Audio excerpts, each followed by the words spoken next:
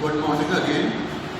बच्चों, आज हम भगवती प्रसाद वाजपेयी का पाठ मिठाई वाला पढ़ेंगे। ये जो पाठ है बहुत संवेदनशील कहानी है, जिसके माध्यम से एक ऐसे व्यक्ति की पीड़ा को बताया गया है जिसका परिवार छिन्न भिन्न हो गया, पूरी तरह से बर्बाद हो गया, अपने बच्चों को खो चुका है और अपने बच्चों को ढूंढने के लिए गली गली घूमता फिरता है। वह व्यक्ति जो एक समय बहुत समृद्ध था, अपनी समृद्धि आज भी बनाए रखी है, किंतु अपने बच्चों की याद में गांव-गांव भटकता हुआ उन बच्चों में अपने बच्चों को ढूंढता है और उन बच्चों की खुशियों में अपने बच्चों की खुशियों को ढूंढता है। इसीलिए कभी मिठाई बेचता है, कभी खिलौने बेचता है, किंतु इन सब में सबसे महत्वपूर्ण उसको मिठाई वाला करके लेखक ने संबोधित किया है। तो बच्चों, शुरू करते हैं एक सहज और आसान सी कहानी मिठाई वाला।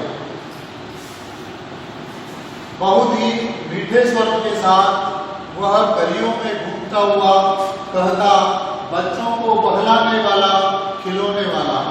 इस अधूरे वाक्य को वह ऐसे विचित्र किंतु मादक मधुर ढंग से गाकर कहता कि सुनने वाले एक बार अस्थिर हो उठते।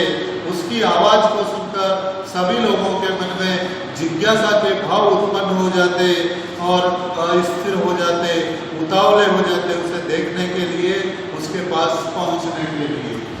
उसके स्नेहाभिषिक्त कंठ से फूटा हुआ गान सुनकर निकट के मकानों में हलचल मच जाती। छोटे छोटे बच्चों को अपनी गोद में ली युवतियां चितों को उठाकर छज्जों पर नीचे झांकने लगती। स्नेहाभिषिक्त अर्थात जिसके कंठ में स्नेह भरा हुआ है, स्नेह से जिसका अभिषेक हुआ है, ऐसे स्नेह भरे कंठ से वो मधुर स्वर जब सुनाई देता तो पास के जो मकान थे उनमें हलचल मच जाती और औरतें अपने छोटे छोटे बच्चों को लेकर और छज्जों के नीचे झांकने लगती। गलियों और उनके अंतर्व्यापी छोटे छोटे उद्यानों में, उन गलियों में जो छोटे छोटे बाग बगीचे थे, उनमें खेलते और इठलाते हुए बच्चों का झुंड उसे घेर लेता और तब वो खिलौने वाला वहीं बैठकर खिलौने की पेटी खोल देता। बच्चों, इस तरह की स्थितियां गांव में आज भी देखने को मिलती है। युग परिवर्तन के फलस्वरूप ऐसी स्थितियां कम है, किंतु है जरूर। बच्चे खिलौने देखकर पुलकित हो उठते। पुलकित से तात्पर्य है प्रसन्न से। बच्चे खिलौने देखकर पुलकित हो उठते, वे पैसे लाकर खिलौने का मोल भाव करने लगते। पूछते, इसका दाम क्या है? और इसका छोटे छोटे बच्चे अपनी तोतली बोली के साथ में उस खिलौने वाले से बातचीत करते।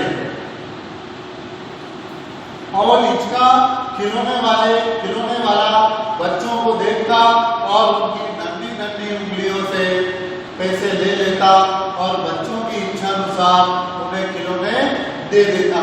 खिलौने लेकर फिर बच्चे उछलने कूदने लगते और तब फिर खिलौने वाला उसी प्रकार गाकर कहता, बच्चों को बहलाने वाला, खिलौने वाला। सागर की हिलोर की भांति उसका ये मादक का मतलब नशीला, जो उन बच्चों के अंदर नशा भर दे, मदमस्त कर दे, आनंदित कर दे। गली भर के मकानों में इस ओर से उस ओर तक लहराता हुआ पहुंचता और खिलौने वाला आगे बढ़ जाता।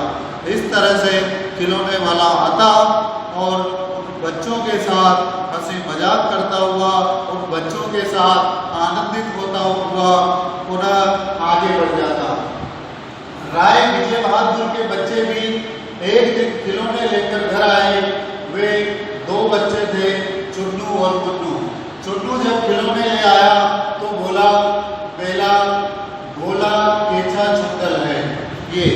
ये बच्चे की तुतलाई आवाज में बहुत सुंदर तरीके से इस कहानी को साधारण तरीके से चित्रित किया है। मुन्नू मन्नू बोला और देखो मेला केचा चुंदर है। इस तरह से बच्चे अपनी अपनी चीजों को अच्छा बताने में लगे हुए हैं।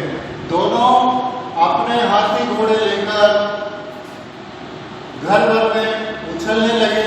इन बच्चों की माँ रोहिणी कुछ देर तक खड़े खड़े उनका खेल निरखती रही। अंत में दोनों बच्चों को बुलाकर उसने पूछा, अरे वो छोटू मुन्नू, ये खिलौने तुमने कितने में लिए हैं?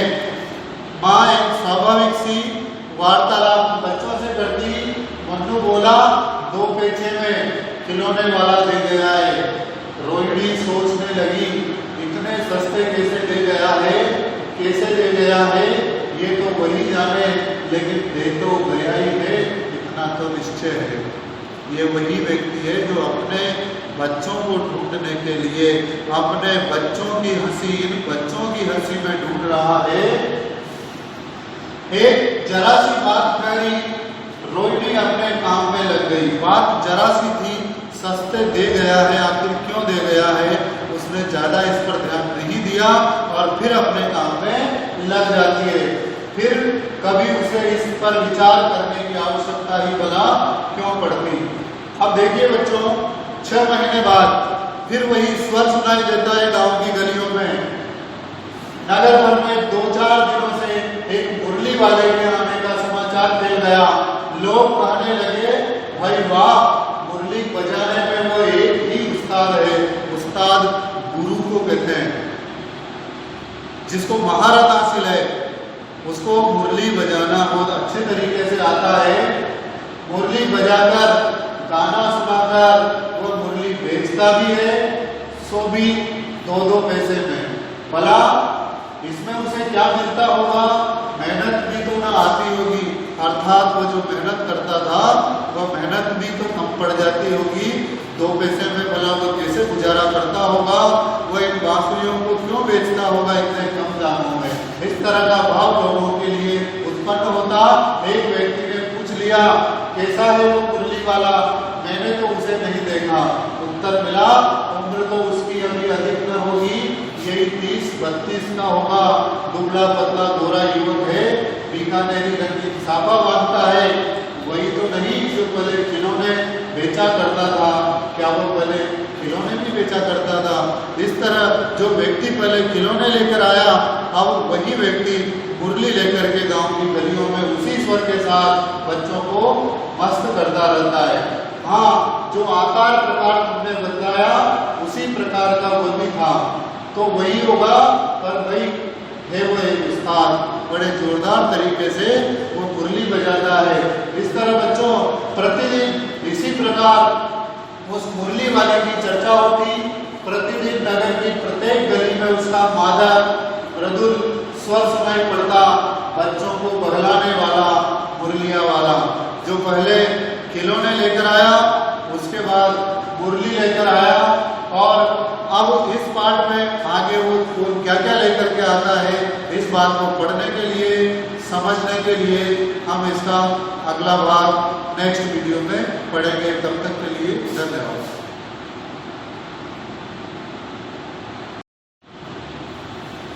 तो बच्चों, अब हम इसी मुरली वाला, खिलौने वाला, ये जो तरह तरह के खिलौने, मुरलियाँ, मिठाई, अलग अलग चीजें लेकर के जो गांव की गलियों में घूम रहा होता है, इसी व्यक्ति के बारे में आगे भी पढ़ने के लिए शुरू करते हैं अगला पैराग्राफ।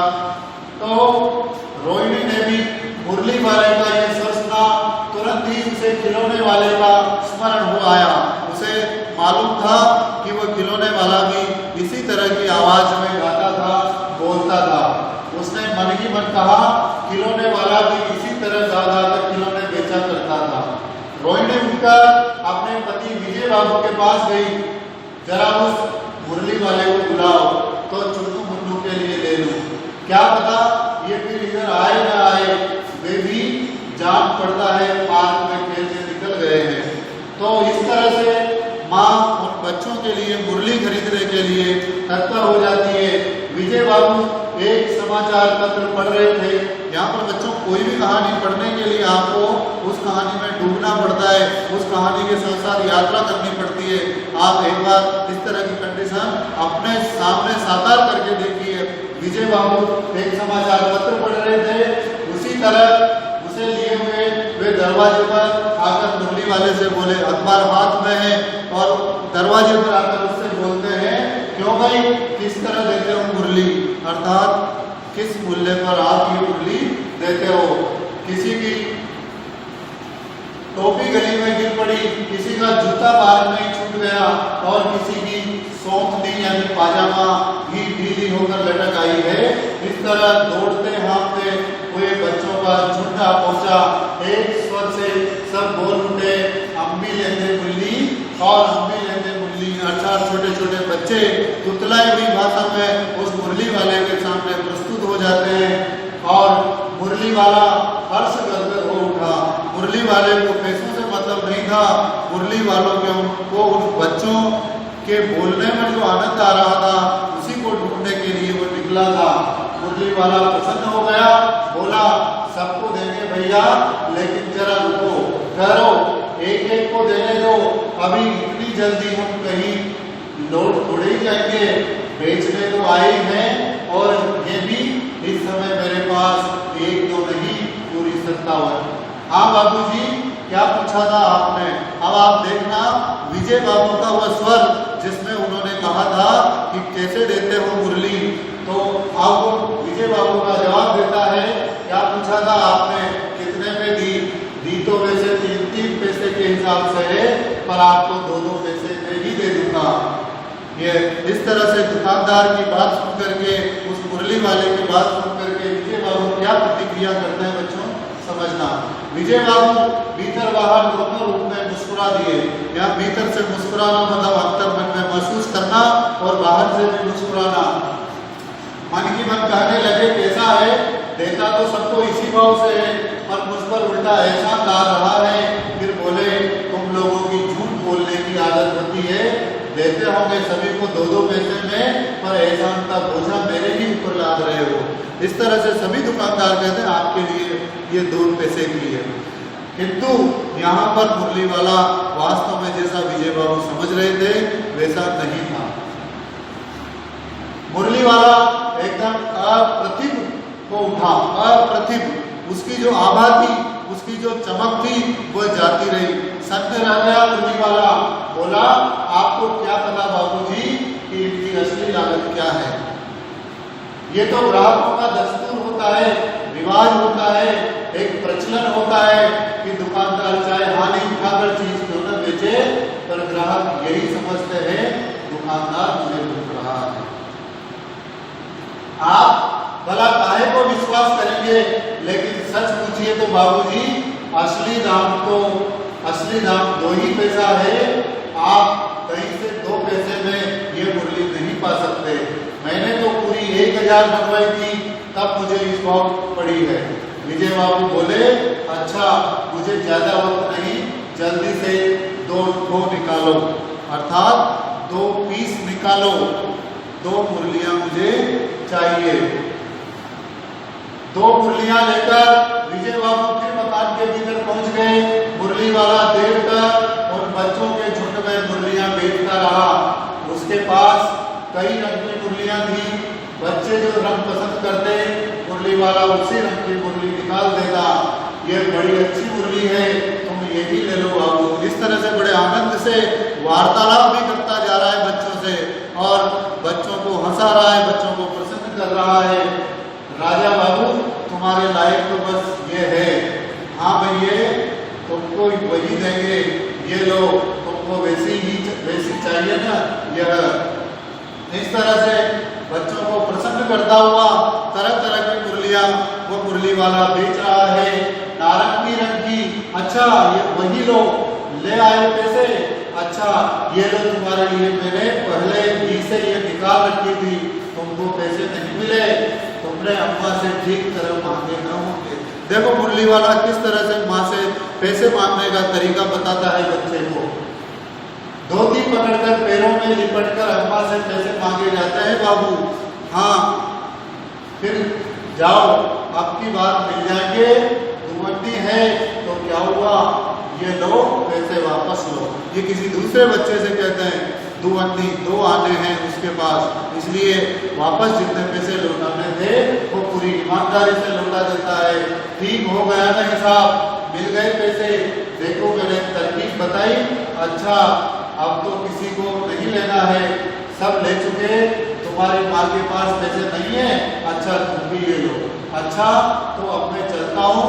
इस तरह मुरली वाला फिर आगे बढ़ गया, अर्थात जो पहले मिठाई वाला था वह खिलौने वाला था, अब वह मुरली वाला बन गया था।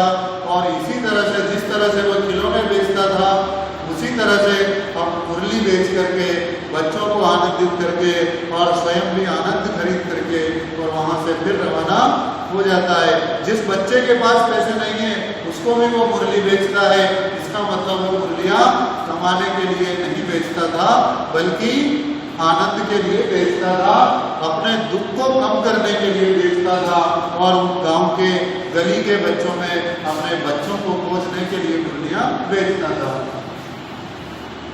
आज अपने मकान में बैठी हुई रोहिणी मुरली वाले की सारी बातें सुनती रही। आज भी उसने अनुभव किया बच्चों के साथ इतने प्यार से बातें करने वाला फेरी वाला पहले कभी नहीं आया। फेरी वाला का मतलब जो घूम घूम करके गली गली जाकर के घर घर जाकर के और वस्तुएं बेचता है उसे फेरी वाला कहा जाता है।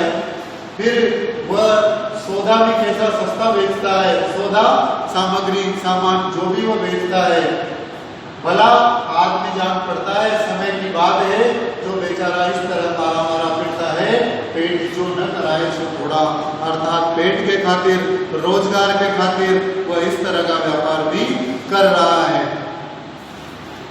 इसी समय मुरली वाले का क्षीण स्वर दूसरी निकट की गली से सुनाई पड़ा। क्षीण का मतलब दुर्बल कमजोर स्वर, क्योंकि वह दूर पहुंच गया था।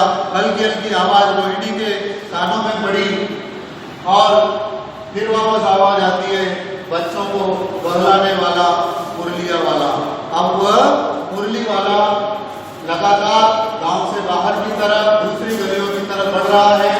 रोहिणी इसे सुनकर मन की मन कहने लगी और स्वर कैसा सीखा है इसका, बड़ा आनंद आ गया सुनकर के। बहुत दिनों तक रोहिणी को मुरली वाले का मीठा स्वर और उसकी बच्चों के प्रति में स्नेह सिक्त बातें याद आती रही। स्नेह में भीगी हुई बातें, स्नेह सिक्त से तात्पर्य वह स्नेह में भीगी हुई डूबी हुई बातें याद आती रही।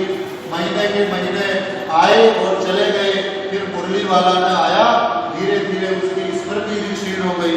इस तरह से वो मुरली वाला उन बच्चों को आनंदित करता हुआ चला जाता है और जाते जाते रोहिणी के दिमाग में एक प्रश्न छोड़ जाता है कि आखिर इस मुरली वाले का राज क्या है जो इतने कम पैसे में बच्चों को आनंदित कर देता है।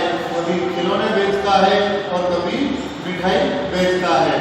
इस तरह से अब ये जो खिलौने वाला था, जो ये मुरली वाला था, देखते हैं अब ये क्या दोबारा लेकर आता है नेक्स्ट वीडियो में। तब तक के लिए धन्यवाद। तो बच्चों अब इस पाठ का अगला भाग, पाठ का नाम है मिठाई वाला। अगले भाग में बताया गया है 8 महीने बाद फिर वही मुरली वाला आता है। आपको ध्यान रखना है, पहले वो खिलौने वाला था, 2 पैसे में खिलौने बेचता था, फिर वो मुरली वाला हुआ, फिर 2 पैसे में मुरली बेचता है और 8 महीने बाद फिर आता है। सर्दी के दिन थे, रोहिणी स्नान करके मकान की छत पर चढ़कर आजानुलंबित केश राशि सुखा रही थी। आजानुलंबित अर्थात जो घुटनों तक उसके लंबे बाल थे, बहुत लंबे लंबे बालों को वह सुखा रही थी। इस समय नीचे की गली में सुनाई पड़ा बच्चों को बहलाने वाला मिठाई वाला, अर्थात जो खिलौने वाला था, जो मुरली वाला था, अब वो खिलौने और मुरली नहीं बेच करके और बच्चों को मिठाई बेचता है। आपको कारण पता लगेगा कि आखिर क्यों वो बदल बदल कर आता है, क्यों वह कई दिनों में आता है। मिठाई वाले का स्वर उसके लिए परिचित था। झट से रोहिणी नीचे उतर आई। उस समय उसके पति मकान में नहीं थे। हाँ, उनकी वृद्धा दादी थी। रोहिणी उनके निकट आकर बोली, दादी चुन्नू मुन्नू के लिए मिठाई लेनी है, जरा कमरे में चलकर ठहराओ, अर्थात उसको रुकवाओ। वो जो लेकर के आए उसकी बेटी को अपने कमरे में रुकवा दो और मिठाई खरीदेंगे बच्चों के लिए। मैं उधर कैसे जाऊं, कोई आता ना हो, जरा हटकर मैं भी चिक्की ओट में बैठी रहूंगी, अर्थात मैं पर्दा लेकर के।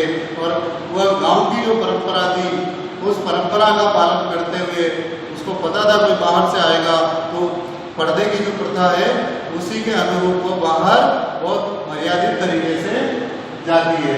दादी ऊपर कमरे में आकर बोली, ए मिठाई वाले इधर आना। मिठाई वाला निकट आ गया, बोला, कितनी मिठाई तुम मां? ये नए तरह की मिठाइयां हैं, रंग बिरंगी, कुछ खट्टी, कुछ मीठी, जायकेदार, बड़ी देर तक मुंह में टिकती है, जल्दी नहीं घुलती, बच्चे बड़े चाव से चूसते हैं। इन गुणों के सिवा ये खांसी भी दूर करती है। कितनी दूर? चपटी, गोल, पहलदार गोलियां हैं, पैसे की 16 देता हूँ। ये एक प्रश्न यहाँ पर है कि ये मिठाई की गोलियां किस तरह की है? चपटी भी है, गोल भी और पहलदार भी है, जिसमें तरह तरह की जो है वो धारियां बनी हुई है, अलग अलग तरह की मिठाइयाँ। दादी बोली, 16 तो बहुत कम होती है। देखो, सस्ती चीज का पर भी मोलभाव करवाना। ये बुजुर्ग महिला जो दादी है, रोहिणी की सास है, वो कहती है कि 16 तो बहुत कम होती है, भला 25 तो देते मिठाई वाला। नहीं दादी, अधिक नहीं दे सकता, इतना भी देता हूँ। ये अब मैं तुम्हें क्या डैश डैश डैश, जब भी डैश डैश डैश बीच में आ जाता है तो वो बोलना बंद कर देता है। तो मैं और क्या बताऊँ, मैं ये तो मैं जानता हूँ कि इतनी भी क्यों देता हूँ। खैर, मैं अधिक न दे सकूंगा। रोहिणी दादी के पास ही थी, बोली, दादी फिर भी काफी सस्ता दे रहा है, 4 पैसे की ले लो, ये पैसे रहे। मिठाई वाला मिठाइयाँ गिनने लगा तो 4 की दे दो। अच्छा, 25 नहीं सही, 20 ही दो। अरे हाँ, मैं बूढ़ी हुई, मोल भाव और मुझे ज्यादा करना आता भी नहीं। अर्थात भाई तुम 25 नहीं दे सकते, मैं ज्यादा मोल भाव नहीं कर सकती, तो तुम 20 तो दे दो 1 पैसे की। कहते हुए दादी के पोपले मुंह से जरा सी मुस्कुराहट फूट निकली। दादी का पोपला मुंह, जिसमें से दांत गायब हो चुके थे, है ना, उस मुंह से यहाँ पर पोपला मुंह है, वो मुस्कुरा देती है। रोहिणी ने दादी से कहा, दादी इससे पूछो तुम इस शहर में और कभी भी आए थे या पहली बार आए हो? यहाँ के निवासी तो तुम हो नहीं। दादी ने इस कथन को दोहराने की चेष्टा की ही थी कि मिठाई वाले ने उत्तर दिया, पहली बार नहीं और भी कई बार आ चुका हूँ। उस महिला का इस तरह से पहले दादी को कहना, ये गांव की परंपरा उस प्रथा को बताता है कि महिलाएं पर्दा करती थी और अजनबियों से तथा गांव के पड़ोस के बड़े बूढ़ों से बात नहीं करती थी। लेकिन रोहिणी का वो कथन मिठाई वाले के कानों में पड़ता है। दादी उस बात को दोहराने वाली होती है कि मिठाई वाला बता देता है कि मैं पहले भी यहाँ पर कई बार आ चुका हूँ। रोहिणी चिक्की आड़ से बोली, पहले ही मिठाई बेचते हुए आए थे या कोई और चीज लेकर? वो जानते हुए भी उस अपनी बात को पूरी तरह से पक्का करने का प्रयास कर रही थी। मिठाई वाला हर्ष, संशय और विस्मयादि भाव में डूबकर बोला, इससे पहले मुरली लेकर आया था और उससे भी पहले खिलौने लेकर। उसके मन में हर्ष भी था, प्रसन्नता भी थी, असमंजस भी था और विस्मय के भाव इसलिए थे कि ये क्यों पूछ रही है। कई तरह के भावों के साथ में उसने जवाब दिया कि पहले मैं खिलौने लेकर आया और उसके बाद मुरली लेकर आया। रोहिणी का अनुमान ठीक निकला। रोहिणी को पहले से ही अनुमान था कि ये वही खिलौने वाला है, ये वही मुरली वाला है जो आज मिठाई लेकर के आया है। अब तो वह उससे और भी कुछ बातें पूछने के लिए अस्थिर हो उठी। उसकी स्थिरता चली गई, वह चंचल हो गई। उसके मन में कुछ प्रश्न उठे कि आखिर क्यों ये इतनी सस्ती चीजें बेचता है। वह बोली, इन व्यवसायों में भला तुम्हें क्या मिलता होगा? तुम जो जिस तरह के व्यवसाय करते हो, इन व्यवसायों में आखिर तुम्हें मिलता क्या होगा? वह बोला, मिलता भला क्या है, यही खाने भर को मिल जाता है। कभी नहीं भी मिलता है, पर हाँ संतोष। क्या क्या मिलता है बच्चों, याद रखना, संतोष, धीरज और कभी कभी असीम सुख जरूर मिलता है, और ये भी मैं चाहता भी हूँ। संतोष सबसे बड़ा धन है, उसी को मिठाई वाला चाहता भी है। सो कैसे, वह भी बताओ तुम्हें ये कैसे मिलता है? सारी बात को बताने के लिए रोहिणी जब कहती है तो मिठाई वाला बताता है। अब व्यर्थ उन बातों की क्यों चर्चा करूं, उन्हें आप जाने ही दे। उन बातों को सुनकर आपको दुखी होगा। जब इतना बताया है तब और भी बता दो, मैं बहुत उत्सुक हूँ, तुम्हारा हर्जा न होगा, मिठाई मैं और भी ले लूँगी। यहाँ पर हर्जा से तात्पर्य हानि से है, नुकसान से है कि जब तुमने इतनी बातें बताई दी तो कुछ बातें और भी बता दो, तुम्हें कोई नुकसान नहीं होगा। अगर तुम्हारा समय यहाँ बर्बाद भी होता है तब भी मैं कुछ और मिठाइयाँ खरीद लूँगी, जिससे तुम्हारा नुकसान पूरा हो जाएगा। इस तरह से वो वार्तालाप चलती रहती है। अतिशय गंभीरता के साथ मिठाई वाले ने कहा, मैं भी अपने नगर का एक प्रतिष्ठित आदमी था। मकान, व्यवसाय, गाड़ी, घोड़े, नौकर, चाकर सभी कुछ था। स्त्री थी, छोटे छोटे 2 बच्चे भी थे। मेरा वह सोने का संसार था। सोने के संसार से तात्पर्य वह सुखमय जीवन था, बड़ा आनंद था। बाहर संपत्ति का वैभव था, भीतर सांसारिक सुख था। स्त्री सुंदरी थी, मेरी प्राण थी। बच्चे ऐसे सुंदर थे जैसे सोने के सजीव खिलौने हो। उनकी अनखेलियों के मारे घर में कोलाहल मचा रहता था। समय की गति अर्थात समय बदला, और समय के बदलाव के फलस्वरूप इस तरह की स्थितियां पैदा हुई। ये आगे इसमें बताया गया है। बच्चे घर में थे, सुंदर स्त्री थी जो बहुत अच्छी थी, और विधाता की लीला थी, ऊपर वाले की लीला थी। अब कोई नहीं है। दादी प्राण निकाले नहीं निकले, इसलिए अपने उन बच्चों की खोज में निकला हूँ। वे सब अंत में होंगे तो यही कहीं। वह पुनर्जन्म में विश्वास करता है कि वह बच्चे निश्चित रूप से इन्हीं बच्चों के अंदर कहीं न कहीं होंगे। आखिर कहीं न जन्मे तो होंगे। उस तरह रहता, भूल भूल कर मरता, इस तरह सुख संतोष के साथ मरूंगा। इस तरह के जीवन में कभी कभी अपने उन बच्चों की एक झलक से मिल जाती है। ऐसा जान पड़ता है जैसे वे इन्हीं में उछल उछल कर हंस खेल रहे हैं। पैसों की कमी थोड़ी ही है, आपकी दया से पैसे तो काफी हैं। जो नहीं है इस तरह उसी को पा जाता हूँ। रोहिणी ने अब मिठाई वाले की ओर देखा। उसकी आंखें आंसुओं से तर है। अपनी व्यथा सुनाते हुए उसकी आंखें पूरी तरह से तर हो जाती है। इसी समय चुन्नू मुन्नू आ गए। रोहिणी से लिपटकर उसका आंचल पकड़कर बोले, अम्मा मिठाई मुझसे लो। ये कहकर तत्काल कागज की 2 पुड़ियां मिठाइयों से भरी मिठाई वालों ने चुन्नू मुन्नू को दे दी। जो खरीदी थी उससे अलग मिठाइयां दे दी। रोहिणी ने भीतर से पैसे फेंक दिए। मिठाई वाले ने पेटी उठाई और कहा, अब इस बार ये पैसे मैं दूंगा। दादी बोली, अरे अरे न न, अपने पैसे लिए जा भाई। तब तक आगे फिर सुनाई पड़ा उसी प्रकार आदर मृदुल स्वर में बच्चों को बहलाने वाला मिठाई वाला। ये इस तरह की एक करुण कहानी जिसमें वो मिठाई वाला अपने घर परिवार की व्यथा को मिटाने के लिए, उन बच्चों की स्मृतियों को अपने आप में ताज़ा रखने के लिए दूसरे बच्चों को मुस्कान बांट करके और अपने लिए सुख चैन खरीदता है। इसी के साथ ये कहानी यही समाप्त होती है।